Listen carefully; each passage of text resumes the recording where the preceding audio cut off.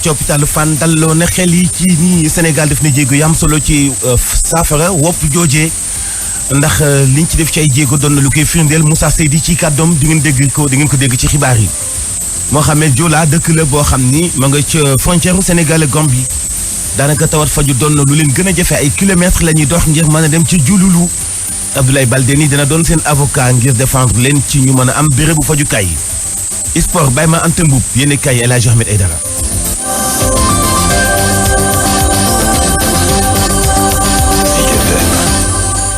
salaamaaleykum. ñu doore ko waa France nee nañu waa Sénégal merci jaa ngeen jëf ci ni ngeen taxawoo suñu doom ji amoon Covid 19 te ñëw ci yéen ngeen ko faje ba mu wér day tubaarkal la xel dal na ci.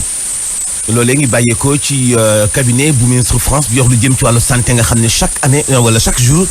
day def benn point ngir jàngat feebar bi fan la toll foofee ca France. sur le profito félicité wàlli gouvernement bu Sénégal non seulement faj doomam yi nga xam ni ñoo fi indi tawat ji wante itam jéego gi nga xam def nañ ko ci am pexem mën a faj tawat joojee ndax xam ngeen ni ki jëkkoon feebar bàyyeekoon France moom wér na daanaka ba ñibbi. lu mooy loolee démb bi itam fii ci Sénégal am na juróom-benn cas suspect yoo xam ne gis nañu leen ñun ñëpp tane nañu loolee ki nga xam ne mooy njiital service maladie infectieuse ci hôpitalu Fann professeur Moussa Seydi leeral yi ak Alassane Baldé. jëfandikoo ay xeetu garab ngir oytandi lii di coronavirus bi nag professeur Moussa Seydi nekk chef service maladie infectieuse bu hôpital bu Fann nag di artu askan bi moom mu xam le ni ci jamono yi ñu toll du benn vaccin bi nga xamante ne rek disponible na saa si tembe te ñu jàpp lu ëpp ci traitement bi traitement asymptomatique la. garaaw yi nga xam ne mënatuñ nooy donc weeru malade bi passé ni ñun moom lañ doon xaaruñu woon leneen. du dara lu extraordinaire li nga xamante ni nag def nañ ko ngir daal di faj doomu France bi nga xamante ni moom daal nay wér. se fait en fonction de ce que l'on observe. ci melokaanu malade bi dong la ñuy sukkandikoo ngir defal ko traitement duñu defal kenn oxygénation bu fekkee soxlaw ko wala sax ñu defal ko lii di ventilation la koy firndeel nag mooy ci cas bi nga xamante ni faj nañ ko ba mu wër moom nag ñu jàpp ni amuloon complication bu graaw bi te ñu jàpp ni malade bi ndaw la woon amoon na tuuti kattan kon bokk niñ ko faje ba mu wër ni doon lu ñu bett dara ñun équipe bi. à cette issue heureuse. mu jàpp ni war nañoo dalal xelu askan bi ci li nga xamante ni mooy jàngoro jile donte war nañu ko bàyyi xel bu baax a baax. lu naturel la duñu wax ne feebar bi du rey dinay rey ay nit rey na lu ëpp 3000 personnes waaye 10 000 personnes 3000 personnes dafa at seen bakkan donc il ne faut pas que ñu dramatiser de manière excessive problème bi mais aussi wax yooyu bu mu tax ñu commencé négliger bañ a jël suñ précaution bañ a def lu ñu war a def. ñu jàpp ni ba tey ci Sénégal nag du benn cas bu yees bu ñu nemmeeku ne juróom benn cas suspect yi nga xamante ne daan nañ leen déclaré ci altine gi test yi nga xamante ne def nañ ko daanaka yëpp négatif la tey ñetti patient ya nekk ci l'hôpital saa si tembe seen wér gu nga xam am ngay gën di dal xel. Alassane Baldé bu ñu ko topp ba mu tiital ñu yóbbu suñu ofit waaye bu ñu ko ñàkkal fayda itam ndax mu ngi boom ay nit muy kàddu yi dénkaane professeur Moussa Seydi. ba tey ci wàllu boobee la ñuy des muy Chine xam nga ni fa la wopp joojee bàyyeekoo di coronavirus. Xi Jinping mooy président bu Chine tey jii ci suba dana dem ci Wuhan mooy fa feebar ji commencé depuis mois de décembre ak léegi te mu ëpp ñu faatu ci wopp joojee waaye teewul sàkk nañu ci moom nag mu respecté mesure ak règle yi nga xam ni moom la ñuy teg foofee ngir mën a bañ a lawal wopp ja mu doon tukkib nemmeeku boo xam ni dana dem jagleel ko bérébu fajukaay yu bees dañu tabaxoon ndax wopp joojee loolee mooy bilan ba ak fa mu toll ci Chine bu dee ci Italie moom lu doy waar lu toll ci juróom benn fukki junni nit yoo xam ni sàkku nañu ci ñoom ñu des ci seen ay dëkkuwaay bañatee génn sabab bi mooy ngir bañ wopp ji gën a tas ci biir nit ñi l'Italie fi nekk nii ñi faatu toll na ci ñeenti téeméer ak juróom benn fukk ak ñett lu mooy loolee itam am na juróom-ñeenti junni nit yoo xam ne am nañu wopp joojee bu dee nag ca France moom am na 66 cas muy ñoo xam ne am nañu wopp ji am nañu ñaar fukk ak juróom yoo xam ne faatu nañu ñu daal di wax ci leneen juróom-ñetti wax tegal na ñeenti simili ci Mohamed Dioula benn dëkk la bu ne ca frontière u Sénégal ak Gambie daanaka dëkk la boo xam ni amuñu dara askanoo fa dëkk sonn nañu lool ñu tawatee duñu mën a faju lu nekk la ñuy jëfandikoo ngir mën a déplacé wu dem ci fi nga xam ni mooy yeneen dëkk yi dend ak ñoom ngir mën faa faju wala sax ñu traversé frontière bi di jafe-jafe yoo xam ni ña fa dëkk jàmbat nañu ko Fatmata Badiane Sambou moo wax ci turu askan wa ñu teewlu ko Abdourahmane Diallo. wàllum wér-gi-yaram daal fii daal am nañu suñu secteur bi yëpp benn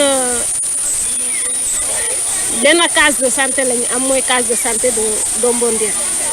te léeg-léeg nga dem ci case de santé ba doo mën a am garab yi nga soxla da ngay mujjee yónnee ba jululu dem pharmacie mën cee am garab bi nga soxla te léeg-léeg nga jigéen tollu ci jamono matu wasin am problème te amuñu ambulance benn secteur bi amul ambulance léegi dañuy obligé léeg-léeg waaw jël Jakarta te xam nga Jakarta moom ci ku toll ci état boobu moom Jakarta doonul moyen de transport boo xam ne waaw ñu yóbbu leen Gambie ndax paas bi yoon bi baaxul da ngay paas fii ba jululu nga fay 1000 francs te fekk na booy dem ba Gambie da ngay fay 500. muy kàddu yi bàyyeekoo ci kenn ci soxna yi dëkk foofee di Fatoumata Badiane Sambou dëkk ba di Mahmoud Diola Abdoulaye Baldé nag ba mu déggee seen ay kàddu yi jàmbat nee na daanaa doon seen avocat ngir fexe li ngeen di jàmbat di tawat te ñàkk a mën a faju saafara am ci ñu teewlu kàddu yi Abdoulaye Baldé. jafe-jafe yoo xam ne moom lañu jànkonteel fii yooyu jafe-jafe yooyu la ñëpp di jànkonteel daanaka ñu nekk ci frontière fii dëkk yu bëri amuñu électricité yàlla dugal na ci loxoom parce que ci programme boo xam ne dans les programmes de 3900 villages yu ñu war a électrifier 9 villages yu bokk ci biir commune yi bokk nañ si ndax si dolli maire bi wax na ma que mën naa si dolli yeneen ñaari village donc bu soobee yàlla compte tenu du fait que man maa nekk le président de la commission de l'énergie et des ressources minérales à l'Assemblée dinaa si waxtaan ak ministre bi dinaa si waxtaan ak directeur général Sénélec pour que ñu mën a yokk ñaari village yooyu wax nañ fi problème mu tali problème d'accès dafa posé wu bu baax a baax c'est vrai que ay solution commencé nañ am na ay tali yoo xam ne commencé nañ ko tabax dans le cadre du PUMA dans le cadre du PPDC léegi dinañu lëngoo suñu effort yi man ak le maire pour que ñu mën a intensifier lobbying bi mais aussi de telle sorte que ñu mën a tabax yeneen tali yu baax yu bare ci biir la zone frontalière. ñu wax ci leneen muy ñi nga xam ni ñooy technicien maintenance hospitalière loolu mooy seen spécialité te ñu am solo lool ci saytu jumtukaay yi ñuy liggéey yëpp ci bérébu fajukaay yi mu doon rôle ak taxawaay ba am solo métier mu am doole lool ci secteur boobee ñooñu nag faaw ñu waxtaane ci seen plan de carrière mooy li tax ñu amal benn ndaje bu am solo fële ca Saly Portudal dañoo taxawal benn association nationale de techniciens en maintenance hospitalière nga xam ni weccuwante nañ ci xalaat yi sakkan ngir mën a bàyyi xel ci luy tabax seen ëllëg ndaje moom mi ngi amewoon ci Saly Portudal Papa Dieye moo ñu fa teewaloon. bokk na ci luy doxal kër docteur appareil yeeg machine yi nga xam ne ñoo nekk ci biir te day dimbali waa kër docteur ci ñu mën a faj ñi nga xam ne nag bu paanee ñoom ñoo koy réparé ñooñu nag ñu ngi ci biir hôpital yi waaye ba léegi mënuñoo am plan de carrière Cheikh Abdoul Khadir Ndiaye moom moo leen jiite. suñu yitte bi ñu gën a soxal présentement nii mooy plan de carrière pour technicien bi ñuy wax rek loolu mooy suñu yitte bi njëkk bi ci topp mooy tamit nan la ñuy mën a organiser woo ba hôpital yi nga xam ci la ñuy liggéey ñu gën ñu sentir ñu gën a xam lan mooy suñu njariñ. ki nga xam ne moom moo jiite wàllu woowu nag ci ministère de la santé dalal na seen xel ne corps bi am na ba noppi li ci des kay mooy ñu yeggale liggéey bi ñu tàmbalee jëmale ko ci filière yu bees yi nga xam moom lañ bëgg a amal. Amath Diouf. plan carrière boobu processus la tey créé nañ le corps technicien de maintenance mais également ministère a ngi liggéey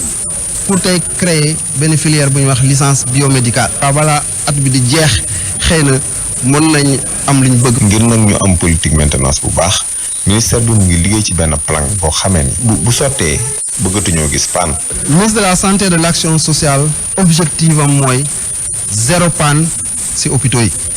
donc moom sant nañu def le plan stratégique de la maintenance. kuréel gi ëmb technicien maintenance hospitalière yi ñu ngi woon ci AG ci week-end bi ci Saly Pape Dieye Saly Zik FM. Papa Dieye maa ngi lay jaajëfal ñu wax ba tey ci jafe-jafe yi njàng mi fële ca université Alioune Diop ba ca Bambey étudiants yi nee nañu dootuñu fay seen néeg ya ñu dëkk lu mooy loolu itam dañuy lekk te duñu fay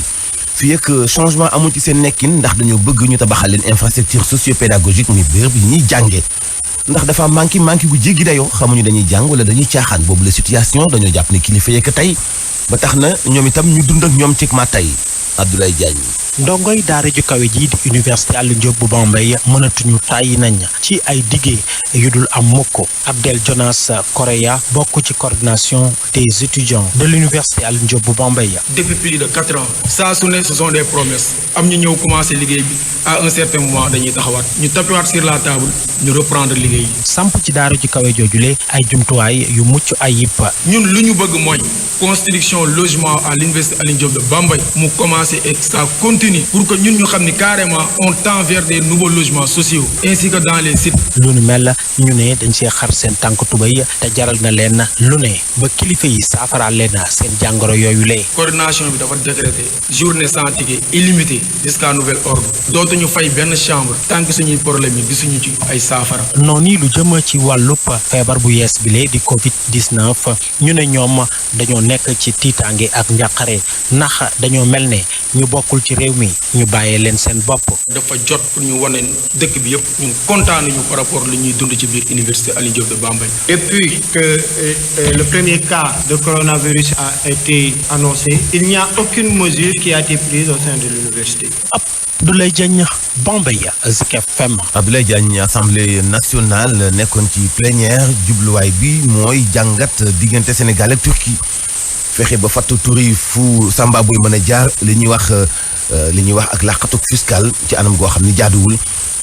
invention fiscale ci wàllu boobee nag ministre bi nga xam ne yor lu jëm ci wàllu affaires étrangères dal loona xelu question yu ñu ko posé waaye dellu soit na itam ci coowal li am ci biir APR ci wàllu politique la mu jàpp mooy bruit la rek bu am ci ay militants waaye solo si mooy ku ne taxawaayam ngir dooleelu parti ba nga nekk Cheikh Ahmed Tidiane Diallo fa nekkoon. jëwriñ bu yor wàllum affaires étrangères ñëwoon ci kanamu député yi ngir défendre projet de loi bi rectifier convention diggante nguuru Sénégal ak Turquie ci wàllum impôt ak fiscalité Amadou Ba dellu siwaat na ci importance su projet bi. yu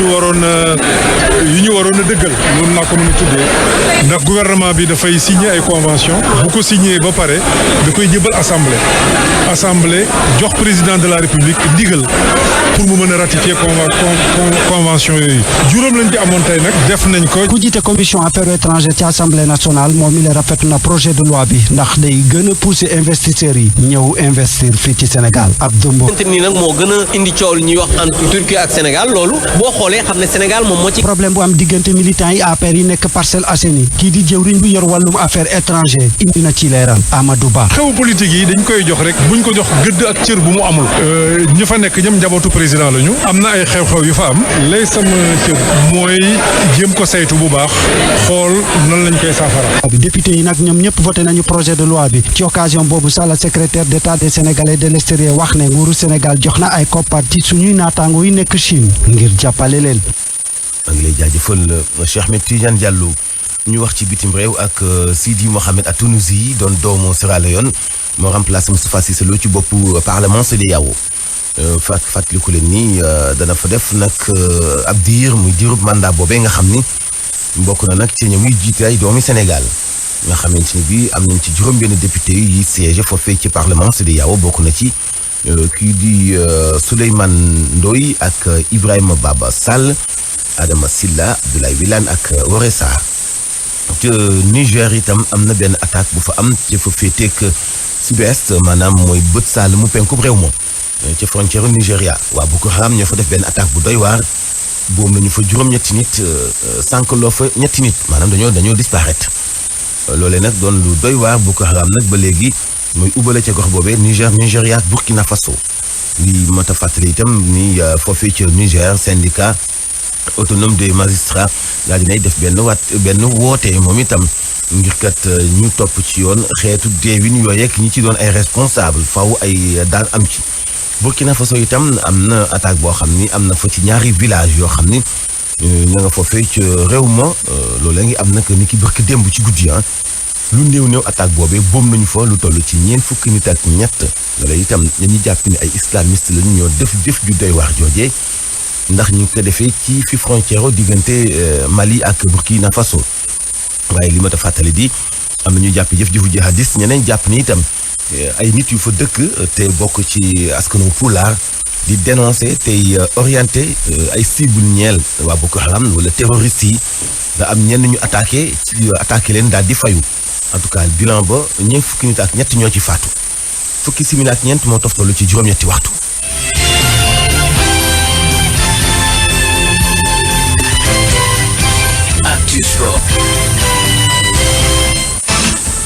Sport ñu ànd ceeg Baye Ma Anta Boub salaamaaleykum. aleykum salaam El Hadj Mouhamadou Mansour Diop. handball la ñu koy dooree. waaw handball nag jàppal na Sénégal moo ngi nag ci wàccaayu lu jëm nag ci challenge trophy zonal ñu war ko amal foofu ca Mali niki ñaar fukki fan ak ñett jàpp ñaar fukki fan ak juróom-ñeent Sénégal nag ñu jëm ci U20 yi ak U18 yi ñoom ñoo ci war a participer waaye nag lu jëm ci U20 yi fukk ak ñeenti joueur la ñu nag convoqué ngir nag ñu dem stage foofu ca Ndar Géej niki fukki fan ak ñett jàpp ñaar fukki fan ak ñaar ci noonu nag Sénégal bëgg-bëggam rek mooy mu conserver boobu les trophées bu ñu sukkandikoo ci këlin di tàggat di Pape Ibnou Sarr yi le cadre la yëkkati dénk ko kii di Soxna Fall. national yu amagul ñaar fukki at ak ñu amagul fukki at ak juróom-ñett yi ñu ngi ci wàccaayu compétition bi waram Bamako le 23 mars àjjuma bii di ñëw dinañ nekk Ndar pour wàccal compétition bi wàccaay bi nag tàmbali woon nañ ko juróomi weer ci ginnaaw wër nañ Sénégal xool gox yu bëri xool xale yi fi nekk jot nañ def benn liste boo xam ne ñi war a dem compétition bi ñooy dem préparation nii compétition boo xam ne lii mooy suñu juróom benn li participation ci compétition bi ñu amagul ñaar fukki at yi ñoom dafa am titre boo xam ne ñoo ko gagné woon moom lañ bëgg a téewaat ñu amagul fukki at ak juróom-ñett yi titre boo xam dañ ko ñàkkoon ñu ngi ci di wàccaay pour mën ko jëlaat parce que gox bi ñu nekk nii Sénégal dafa am benn taxawaay bu mu fi am te loolu lañ bëgg a téye ba léegi mu ngi ci nag di wàccaay gën amin Ndar moom nekk localité bu bees bi ñuy dem préparation condition yi foofu de préparation yi antu na ajuma incha allah dinañ tàmbali wàccaay bi. léegi Baye Ma Anta ñu wax ci wàllu basket. waaw wàllu basket nag jàppal na INSEPS UCAD nekk ab équipe bu yees ci nag national 1 féminin bi ñoom nag ren nag la ñu yéeg waaye nag bu ñu xoolee seen apprentissage ci national 1 bi nag jot na xaw naa métti tuuti ndaxte si ñetti jongante yi ñu ci am ñetti défaite lañ ci jëlee mën na nekk nag situation boo xam ne dinañ ko nag jooyanti bu ñu sukkandikoo ci ki leen di tàggat di Mouhamadou Bamba Cissé moom mi leen mu jàpp ne nag bu ñu xoolee ne seen équipe bi nag ñoo ngi ci phase d'apprentissage jëm ci national 1 féminin bi démb nag ñoo ngi doon jàkkaarloog taskati xibaar yi ñu ànd ci ak Sadio Abibouka. jugee D2 ñëw D1 yomb ay xale lañu ñu si bëree bon mosuñu basket première division ou bien boo peut-être mën naa kenn mosu jouer donc première division et que loolu daf ñuy poser problème à part aussi donc ñu am équipe xale bi aussi donc beneen mbir mi mooy que D1 ak D2 donc bokkul parce que suñu joueurs yi amuñu noonu expérience donc loolu nag donc daf ñuy poser problème maintenant ñun boo seetloo match ñu jot a joué yëpp joué nañ ñetti match yëpp donc dañ ko ñàkk match bi njëkk bi ñeenti fukk 24 points nañ ñu dóor bi stop donc ñu dóor ñu 20 points beneen nag donc ñu dóor ñu donc 14 points léegi bu ñu xool résultat match yooyu donc mën nañu wax ñun ñu ngi jéem a bonifié wu donc ñu ngi jéem a jëm kanam et je pense que donc pour l'instant ñun fi ñu toll loolu noonu mooy essentiel bi loolu noonu moom mooy objectif mooy essayer de jël match par match donc pour jéem a dem ci kanam au moins donc jéem a progresser et je pense que donc fi ñu teg suñu tànk foofu la et que liggéey bi muy continuer donc war nañ ci mën a génn waaw actuellement nag moom ci jàng nañu toll. Baye Ma Anta ñu wax léegi ci programme Ligue des champions. tey la ñuy tàmbali nag 8e de finale retour yi ñaari jongante ñoo ci fas yéene am foofu ci nag Allemagne Leipzig moo fas yéene dalal ñii di waa Tottenham ci match aller ba nag Tottenham daf ko daanu woon foofu ci Angleterre benn bal ci dara ci Espagne moom Valence moo fay dalal ñii di waa Atalanta de Bergame boobu le match nag huis clos lañ koy joué ci fàttali rek ni Atalanta bu Bergame moo daanoon ñii di waa Valence ci match aller ba ñeenti bal ci benn. nañu wax léegi ci football ci Italie. waaw ak coronavirus. dakk na ci Italie de. waaw dakk na de ñoom de fu ñu toll nii nag gouvernement bu Italie dafa nag jël ab décision dakkal nag waxtu wi ay jongante yu am foofu ci Italie nit ki nag ba ñetti fan ci weerum avril waaye ñu gis na nag lu jëm ci compétition internationale yi moom benn bokk ci lu ci mel ni Ligue des champions ca France moom seen match yi nag jëm ci Ligue 1 bi ministre bu ñu dénk wàllum tàggat yaram dafa nag jël ab décision ngir nag fii ba fukki fan ak juróom ci weerum avril bépp jongante bu ñu fi amal ci Ligue 1 bi wala ci Ligue 2 bi dañ koy def à huis clos boobu daal mesure la nag ñii di waa France jël tamit jëmale ci boobule coronavirus kon El Hadj fii la ñu ndax keppe lu jëm ci wàllum tàggat yaram. maa ngi lay jaajëfal Baye Ma Anta Mboup ñu xool si xibaar yi. Vision Plus Voyage leader au Sénégal si assistance visa ak jàngum bitim réew mën di may seen revue de presse. CCBM Automobile, représentant exclusif marque Volkswagen d'origine allemande, numéro 1 des ventes en Europe. Gridwall, numéro 1 des ventes en Chine. Molendi May, c'est une revue de presse. El Hadj Ahmed Aïdara. Bismillah waaye Ousmane Sonko anamu terminé yéen a kaane Sonko moom daa découragé wala lii stratégie la waaw parce que da ngi dal Pastef tey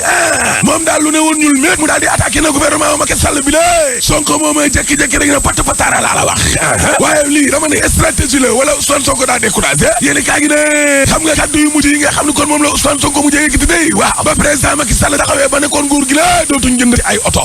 waaw ci la Ousmane Sonko daal di xamle ne sénégalais ci boppam kon ñoo damm taay ci kaddu yu Macky Sall yi nga xam ne kon ay kaddu kasaw la nit ñi dañoo dem kon ba jëlee ca mer parce que bépp dogal boo xam ne kon président Macky Sall daal dina ko jël ni la du am suivi déedéet lu jëm nag ci wàllum dialogue national boobu Ousmane Sonko ne dama ne réew mi amul guerre réewum jàmm la jàmm day amul APR exclusive yéene kaa ne dàq bi nga xam ne kon dàq nañ ko ca APR googee waaw Amadou Ba day daa soofantal mbir mi sax waaw parce que nee na tey laa gën a ànd ak président Macky Sall laa la wax Amadou Ba ci tribune yéene kaa ne xam nga mbir mi lees ca mën a jàpp daal mooy président Macky Sall mi ngi may wóolu te moom nag moo ma sant miir ma politique président ma sant ma politique de léegi nag ci parti boo mën a gis il faut am ñu mer fii jàppal bàyyil fee ñu ngi naqaru nag li nga xam ne kon maanaam moo xew kon ca Parcelles Assainies googee waaw te danañ ca indi nag ay tonton te moom la ñuy def ni la tribune yéene kaa ne Mohamed Samb day waaw daal dinay naqaru nag song bi nga xam ne kon song nañ ko Amadou Ba ak Mimi Touré waaw Mohamed Samb nee na boo leen sàgganee gis nga APR gi waaw lay tas Benno Bokk Yaakaar ca moom lay jugee mar di taal boog sobli ne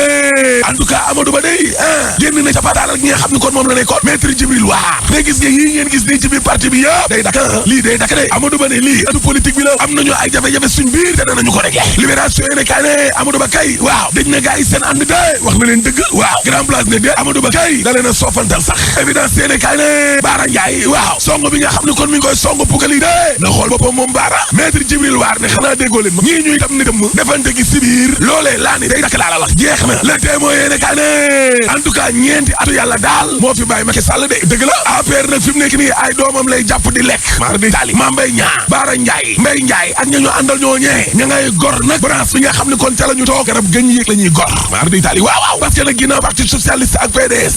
nga xam ni xulooy seen biir day moo leen yóbbu est-ce que nekkul ne looloo fi bàyyi waa APR léegi ko yéene kaa ne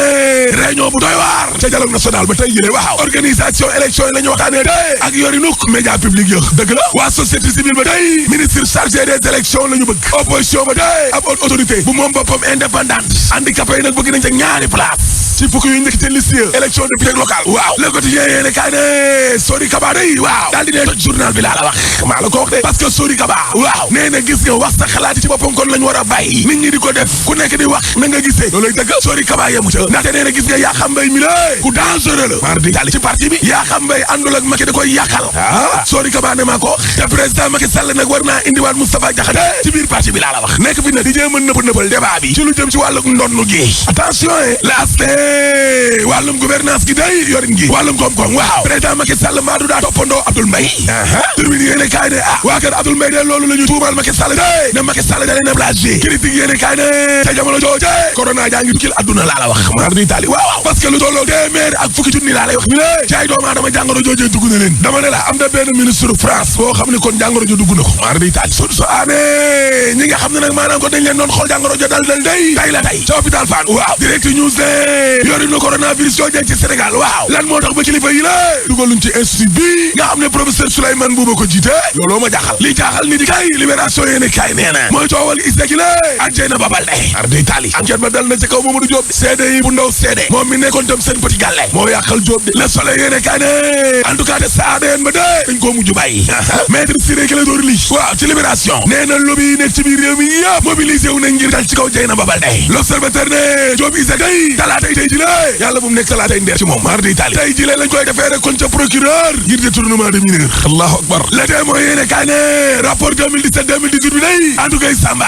waaw of na dalul ci kawam de déedéet Baba Diallo kay waaw kay directeur u ASER bi ndekete moo fa def giraawaali yorin gu bon la yoree kër ga ñetti milliards ak ñaari téeméer ak ñaar fukk ak juróom-ñett ci ay millions 3 milliards 228 millions yoo xam ne kon du koo jëbal Mina production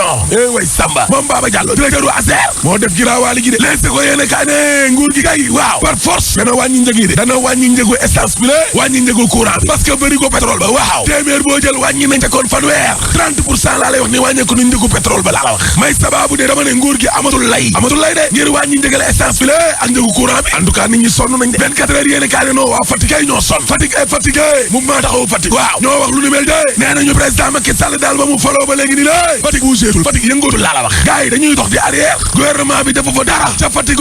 xale yi amuñu liggéey nguur ga ne yaacaaral tànk xam lu leen ci seeni problème ña doon taxalee ka seew ci Jakarta yi dañ leen di dax di leen fitnaal dem ba di leen rey tey ji leen yaakaar yi ñu amoon yëpp nguuru Macky Sall gii dëkk Fatick da koo das moo tax Fatick sonn nañu lool Fatick est fatigué yéen la rek waa Fatick waaye nag gis nga lu Fatick fatigué